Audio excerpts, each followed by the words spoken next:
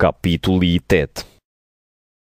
Prandaj tani më nuk ka asnjë dënim për ata që i përkasin Krishtit Jezu, sepse ligji i Shpirtit të Shenjtë që jep jetë përmes Krishtit Jezu ju shliroi nga ligji i mëkatit dhe i vdekjes. Atë që nuk mund ta bënte ligji i Mojsiut për shkak të dobësisë së natyrës njerëzore, e bëri Perëndia, duke dërguar birin e vet në përngjasim me natyrën njerëzore mëkatare. Për sa i takon mëkatit, ai ndëshkoi mëkatin në natyrën njerëzore në mënyrë që kërkesat e drejta të ligjit Mojsiut të përmbushen në ne, që nuk jetojmë sipas natyrës njerëzore, por sipas Shpirtit të Shenjtë. Ata që jetojnë sipas natyrës njerëzore e kanë mendjen tek gjërat e natyrës njerëzore. Por ata që jetojnë sipas Shpirtit të Shenjtë e kanë mendjen tek gjërat e Shpirtit të Shenjtë. Mendja tek gjërat e natyrës njerëzore të çon në vdekje, ndërsa mendja tek gjërat e Shpirtit të Shenjtë të çon në jetë dhe paqe. Prandaj, mendja tek gjërat e natyrës njerëzore është në armiqësi me Perëndin, pasi nuk i nënshtrohet ligjit të Perëndisë dhe as nuk mundet. Ata që jetojnë sipas natyrës njerëzore nuk mund t'i pëlqejnë Perëndisë.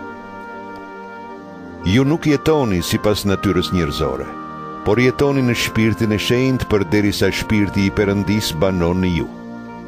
Nëse ndonjë nuk e ka Shpirtin e Krishtit, ai nuk i përket Krishtit. Nëse Krishti është në ju, trupi juaj do të vdes për shkak të mëkatit, por Shpirti i Shenjtë ju jep jetë për shkak se Perëndia ju ka bërë të drejtë. Nëse Shpirti i Atij që e ngjalli Jezuin prej të vdekurve banon në ju, atëre Perëndia që e ngjalli Krishtin prej të vdekurve do t'ju jap jetë edhe trupave tuaj vdekatar përmes Shpirtit të Tij që banon në ju. Prandaj, o vëllezër, detyrimi që kemi nuk është kundrejt natyrës njerëzore për të jetuar sipas saj.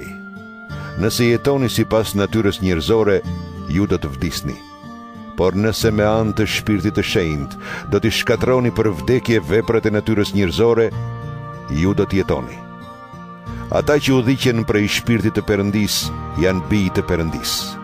Sepse shpirti që keni marrë nuk është një shpirt që ju bën sklevërt për të pasur sërish frikë, por keni marrë Shpirtin e Shenjtë që ju bën bijë të Perëndisë, nëpërmjet të cilit thasim Aba, o Atë. Ky Shpirt i Shenjtë dëshmon me shpirtin ton se jemi bijë të Perëndisë. Nëse jemi bijë, jemi edhe trashëgimtar. Trashëgimtar të Perëndisë dhe bashk trashëgimtar të Krishtit, sepse nëse vuajmë bashk me të, edhe do të përlëvdohemi bashk me të. Unë mendoj se vuajtjet e kohës së tanishme as nuk ia vlen të krahasohen me lavdin që do të na zbulohet në të ardhmen. Gjithçka e krijuar nga Perëndia pret me padurim që ai të shfaqë bijtë e tij. Në të vërtetë, gjithçka e krijuar ju nënshtrua prishjes, jo me vullnetin e vet, por për shkak të Atij që e nënshtroi. Megjithatë, ka shpresë se gjithçka e krijuar do të shlirohet nga robëria e kalbjes për të hyrë në lirinë e lavdisë së bijve të Perëndisë.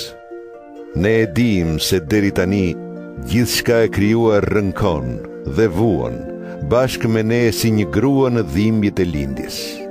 Dhe jo vetëm gjithçka e krijuar, por dhe vetë ne që i kemi marrë frytet e para të Shpirtit të Shenjtë, rrënkojmë për brenda vetes, duke pritur me padurim birësimin dhe shpengimin e trupave tanë.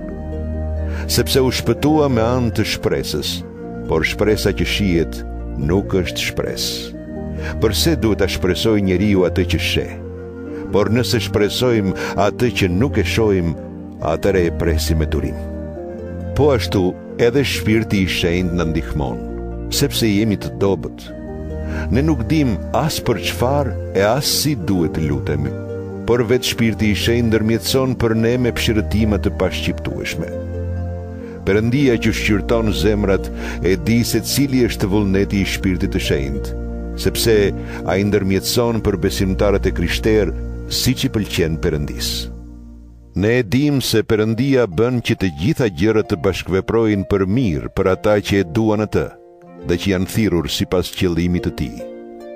Sepse Perëndia i njihte ata që më përpara dhe i paracaktoi për të bërë të ngjashëm me shëmbëllimin e birit të tij, në mënyrë që biri të jetë i paralinduri mes shumë vëllezërve. Ata që i paracaktoi edhe i thirri, ata që i thirri edhe i bëri të drejtë, ata që i bëri të drejtë edhe i përlëvdoi. Ç'të themi pra për këto gjëra? Nëse Perëndia është me ne, kush mund të jetë kundër nesh? Ai që vërtet nuk e kurseu birin e vet, por e dha për ne të gjithë, a nuk do të na dhurojë bashkë me të edhe çdo gjë tjetër?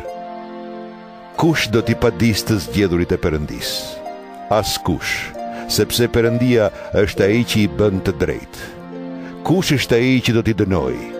Askush, sepse Krishti Jezu është ai që vdiq, e për më tepër është ai që u ngjall.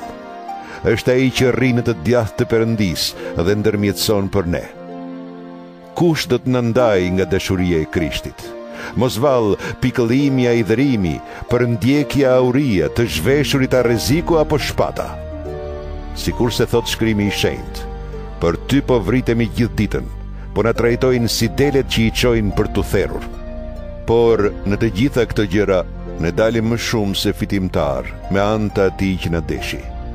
Unë jam i bindur se as vdekja, as jeta, as engjëjt, as sundimtarët, as gjërat e tashme, as ato që po vijnë, as pushtetet, as forcat qiellore, as forcat e botës së nëndeshme, as në një krijesë tjetër, nuk do të mund të na ndajnë nga dashuria e Perëndisë që u tregua përmes Krishtit Jezu, Zotit tonë.